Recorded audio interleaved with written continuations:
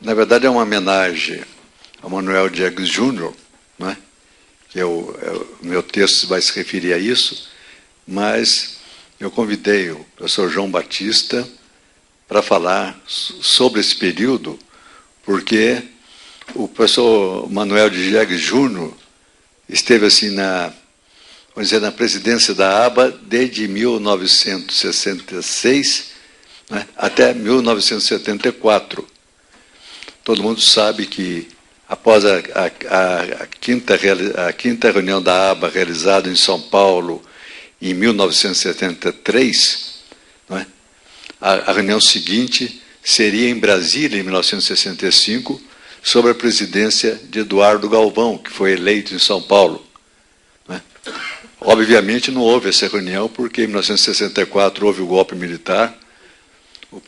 O professor Eduardo Galvão foi demitido da Universidade de Brasília, onde ele foi o primeiro diretor do Instituto de Ciência Humana, e regressou a Belém do Pará, onde ele trabalhava no Museu Paraense Emílio Gueldi, e aonde, de fato, oficialmente, ele nunca se separou, porque ele foi requisitado pela Universidade de Brasília para ficar lá em Brasília, ao Museu Paraense Emílio Gueldi, mas essa requisição, de fato, nunca se consumou.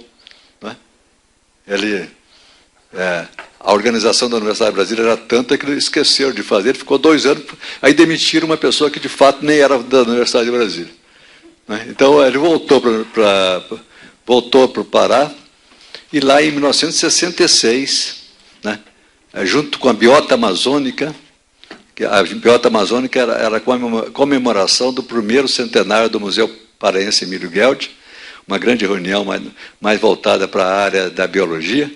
Ele fez uma reunião brasileira de antropologia, assim como eu diria, meio à escondida, de tal forma que pouca gente foi.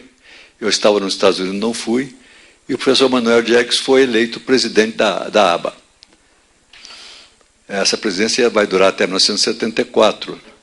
Mas em 1971, ainda na gestão do professor Manuel Diegues Júnior, na Universidade de São Paulo, no Encontro Internacional de Estudos Brasileiros, que foi um grande encontro que trouxe brasilianistas do mundo inteiro, né, subterraneamente houve uma reunião da ABA, né, que o João Batista vai falar, porque foi ele que organizou a reunião. Ele, morando em São Paulo, ele que organizou a reunião. Então, a minha fala vai se referir principalmente ao professor Manuel Diegues, que eu escrevi aqui, que eu vou ler então. Considero uma grande honra o convite que me foi feito pela nossa presidente, doutora Bela Bianco, para participar desta homenagem ao antropólogo Manuel Diegues Júnior, por ocasião do centenário de seu nascimento, ocorrido em Maceió, no dia 21 de setembro de 1912. Embora tenham transcorrido 20 anos do seu falecimento, acredito que ainda existam muitas pessoas que tiveram maior contato com o nosso homenageado do que eu, principalmente pelo fato de que o professor Diegues foi durante muitos anos professor da Pontifícia Universidade Católica do Rio de Janeiro, além do diretor do Departamento de Sociologia e Política da mesma universidade. Então, acredito que tem muito ex-aluno ainda, né? Poderia citar o professor Otávio Velho e outras pessoas. Foi também professor e diretor do Instituto de Ciências Sociais da Universidade Federal do Rio de Janeiro. Teve como alunos alguns dos importantes cientistas sociais da atualidade. Assim, mesmo sabendo que existem pessoas que poderiam fazer um depoimento mais rico do que o meu, aceitei o convite para não perder essa oportunidade de expressar a minha admiração e respeito por um dos mais importantes pesquisadores da cultura brasileira. Como muitos de nossos primeiros cientistas sociais, Diegues realizou a sua educação superior em um curso de Ciências Jurídicas e Sociais realizado na Faculdade de Direito do Recife, onde formou em 1935. Muito cedo, iniciou a sua jornada rumo à nossa disciplina. Foi inicialmente atraído pelo folclore, tendo ainda como estudante participado do primeiro Congresso Afro-Brasileiro de Recife, em 1934. No segundo congresso realizado em Salvador, em 1937, já aparece como autor da comunicação Danças Negras do Nordeste, notas e observações colhidas em Alagoas e Pernambuco.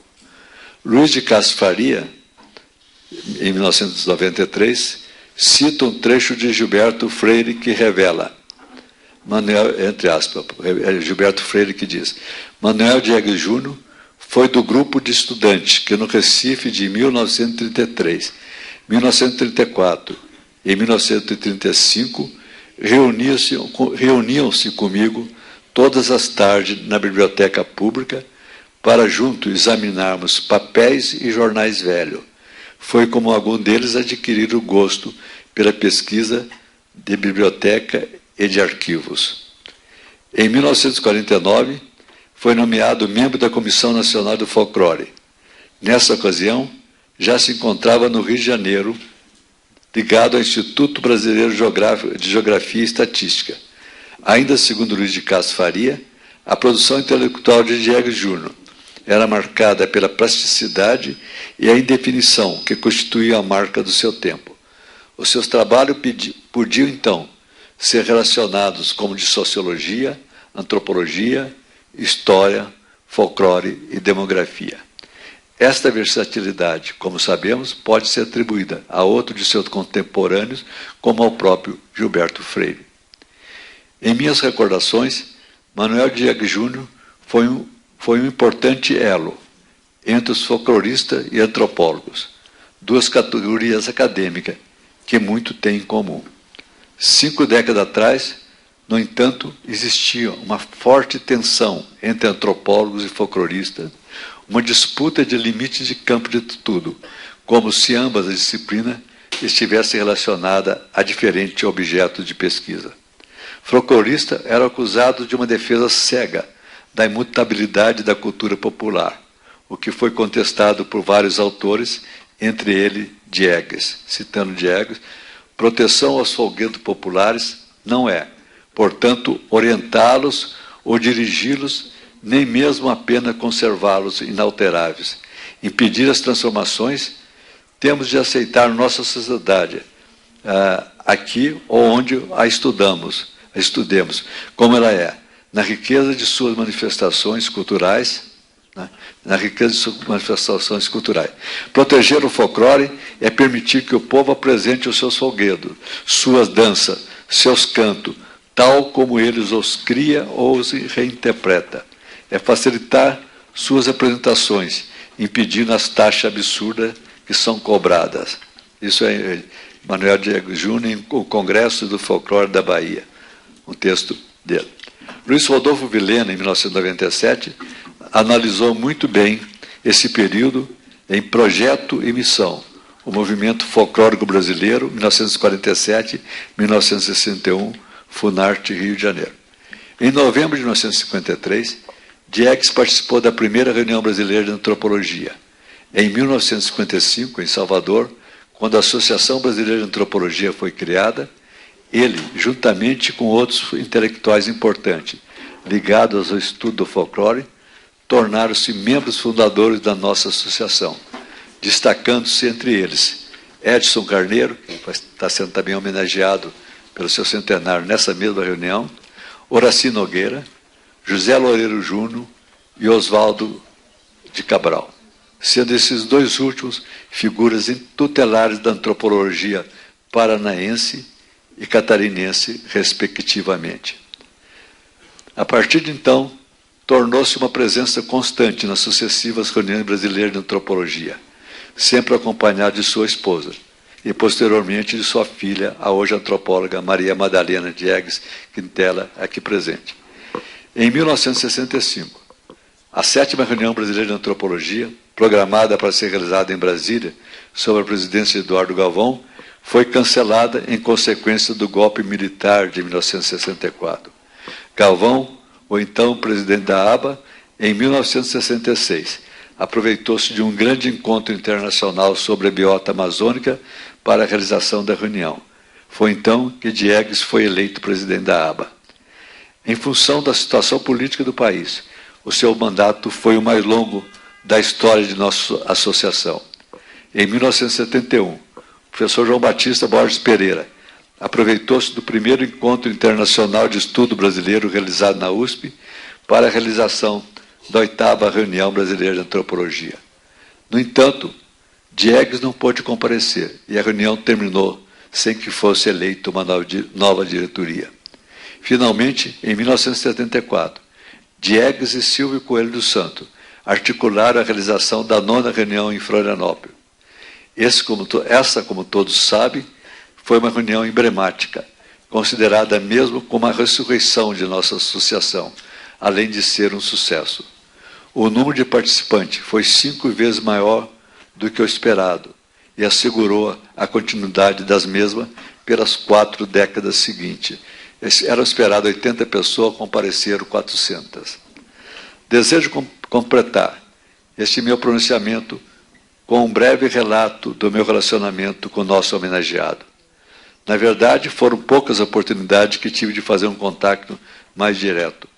Conheci Diegues inicialmente à distância, nas primeiras reuniões da ABA, mas a primeira aproximação, intermediada por Roberto Cardoso de Oliveira, ocorreu no Centro Latino-Americano de Pesquisa em Ciências Sociais, situado na Praia Vermelha, que ele dirigiu de 1968 a 1974.